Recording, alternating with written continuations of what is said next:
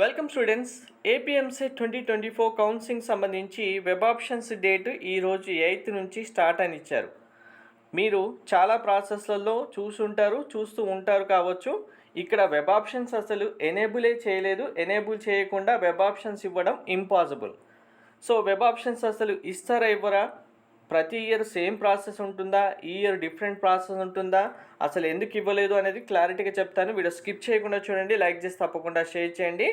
First thing, web options 8th రోజు date ఇచ్చినప్పటికీ student ఎవరైనా వెబ్ ఆప్షన్స్ ఇవ్వాలి అంటే ఏ కాలేజ్కి పర్మిషన్ వచ్చింది, ఏ కాలేజీలో ఎన్ని సీట్స్ ఉన్నాయి, కాలేజ్ యొక్క ఫీజు ఏంటి అనేది చూసుకోవడానికి కన్ఫామ్గా ఫస్ట్ కాలేజెస్ యొక్క లిస్ట్ రిలీజ్ చేయాలి. సో ఇంతవరకు కాలేజెస్ యొక్క లిస్ట్ ఏంటి అనేది రిలీజ్ చేయలేదు. అంటే ఫీజు ఫిక్సేషన్ సంబంధించి మార్నింగ్ మీకు ఆల్రెడీ వీడియో చేశాను. ఆ ఫీజుకి సంబంధించిన డీటెయిల్స్ కూడా వెబ్సైట్లో అఫీషియల్గా ఇవ్వాలి.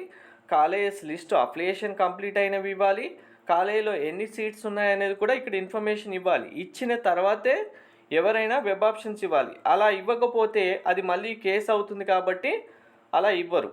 సో ఇంకా వెబ్ ఆప్షన్స్ ఎప్పుడు ఎనేబుల్ చేస్తారంటే కాలేజెస్ యొక్క లిస్ట్ వస్తేనే ఎనేబుల్ చేస్తారు. ఎనేబుల్ చేసిన తర్వాత ఈ year web options process same ఉంటుందా, ఏమైనా చేంజెస్ ఉంటాయనేది మనకు తెలుస్తుంది. అప్పుడే మీరు కరెక్ట్గా వెబ్ ఆప్షన్స్ ఇవ్వడానికి ఉంటుంది. So web options option enable చేసిన తర్వాత మీరు ఆప్షన్ ఎలా ఇవ్వాలనేది మీకు క్లారిటీగా వెబ్ ఆప్షన్స్ ప్రాసెస్ అనేది స్టెప్ బై స్టెప్ క్లియర్గా ఎక్స్ప్లెయిన్ చేస్తాను. అది చూసిన తర్వాత మాత్రమే వెబ్ ఆప్షన్స్ ఇవ్వండి ప్రతి ఒక్కరు. Thank you.